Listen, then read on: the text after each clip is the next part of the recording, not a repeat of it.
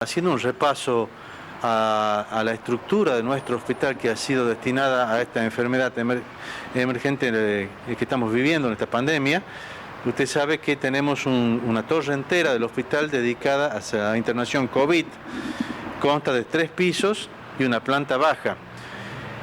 Funcionaba siempre como la torre de clínica médica y la planta baja era la unidad coronaria, que como usted sabe es la unidad coronaria más grande que tiene la provincia y el centro de derivación de las patologías cardiovasculares. Toda esa instalación, ese edificio, ha sido acondicionado desde principio de año para potenciales pacientes COVID positivos. Es así que tenemos 3 pisos en los cuales hay 2 sectores en cada uno. Por un lado, el sector no crítico, que es lo que se llama la internación común de piso en alguna institución médica. Y por otro lado, el sector crítico, que es lo que se conoce como una unidad de terapia intensiva. ¿Cuántos hay en cada área? Bueno, la capacidad que tenemos aproximadamente es de 12 camas en crítico y 36 camas en no crítico por piso. Por piso. Empezamos la ocupación del tercer piso, sector crítico y no crítico. Posteriormente se inauguró el segundo piso, también sector crítico y no crítico, y actualmente está inaugurado el primer piso. En los 3 pisos tenemos pacientes COVID positivos o bien COVID sospechosos, digamos así, hasta esperar confirmación.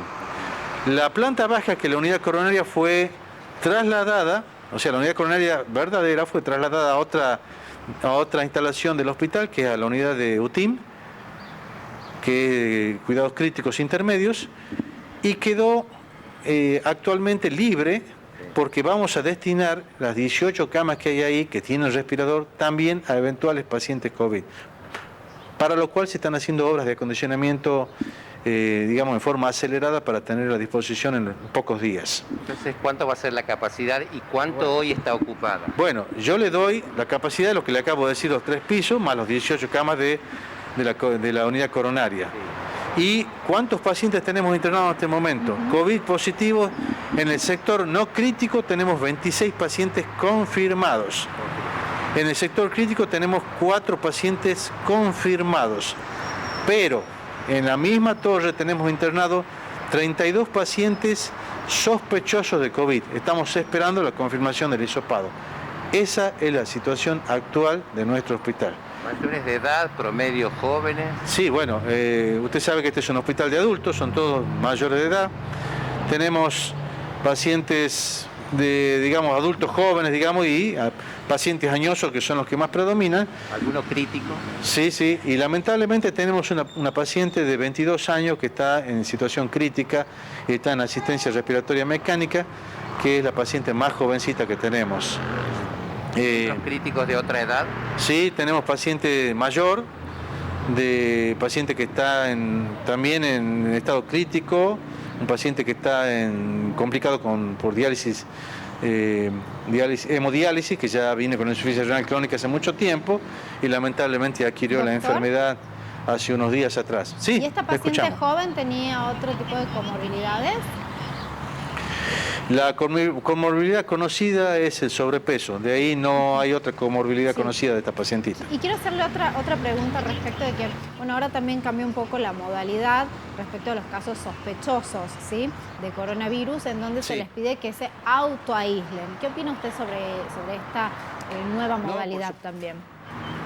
Por supuesto que sí, usted sabe que esta enfermedad, al ser una enfermedad nueva en la humanidad, nos va enseñando día a día acerca de ella misma, porque es una enfermedad que la ciencia no la conocía y bueno, ahora estamos aprendiendo mucho todos los trabajadores de la salud y toda la humanidad, porque lo importante es capacitar al público para que actúe por sí mismo. Claro. Cuando empezó la enfermedad, usted recuerda que decíamos que la definición de caso era el paciente que había estado febril y que tenía algo de dolor de garganta y quizá un poco de tos. Ahí decíamos, ese puede ser sospechoso de COVID. Claro. Fueron pasando los meses y dijimos, no, hay otros signos y síntomas, por ejemplo, alteraciones en el gusto y en el olfato que también puede producir la enfermedad de COVID. Ahí cambiamos la definición de caso.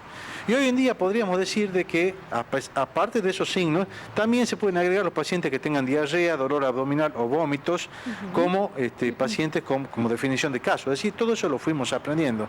Entonces, en el marco de esta pandemia y sobre todo en una curva ascendente en nuestra provincia, uno tiene que, al mínimo síntoma no habitual, como lo que acabamos de nombrar, o algún otro síntoma que quizá no esté asociado con lo que dijimos, bueno, uno tiene que autoaislarse y inmediatamente realizar la consulta. Seguro. ¿Consulta en centros febriles como el que existe acá en Salud? Sí, usted sabe que en la provincia se han habilitado más de 59 nodos de febriles. Es decir, todas las instituciones públicas de la provincia, ya sea hospitales de tercer nivel como el nuestro, o centros de atención primaria, o hospitales de día o de menor capacidad, tienen todos un consultorio febril. Se ha habilitado ya hace muchos meses el consultorio febril para atender a la consulta de estos pacientes. Y por otro lado, por supuesto, también la medicina privada hizo lo propio. Casi todos los sanatorios tienen un sector febril también, e incluso muchos sanatorios de nuestra provincia, digamos en concordancia con el Ministerio de Salud, han dispuesto zonas de internación de pacientes COVID también. ¿Y aproximadamente decir, cuántas consultas están recibiendo por día? En estos consultorios febriles, más puntualmente allí en el centro de salud, ¿no? Que es el hospital de referencia que tenemos en estos momentos.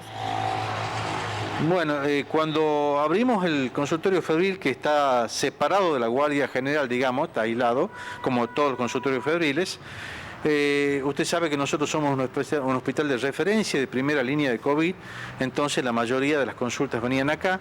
Empezamos con 40, 50 consultas diarias, 60 después predominaron y hoy le puedo decir que estamos llegando a más de 100 consultas diarias en los consultorios febriles. Por supuesto, no todos son pacientes COVID, claro. Son pacientes sospechosos o pacientes que estarían dentro del rango de investigación de esta patología. También hay, y se mencionó, doctor, una serie de patologías que se venían de alguna manera desatendidas o pasadas a un segundo plano. ¿Cómo se está trabajando con esto? ¿Qué cantidad de pacientes hay tratados, internados o en situación crítica?